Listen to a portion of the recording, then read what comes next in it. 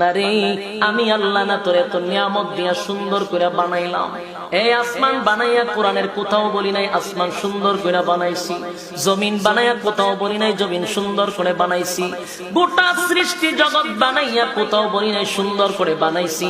কিন্তু মানুষ রে তুই 3.5 হাত তোরে বানাইয়া কোরআনে একটা নয় দুইটা নয় 4টা কসম করে বলছি তোরে সুন্দর করে বানাইছি।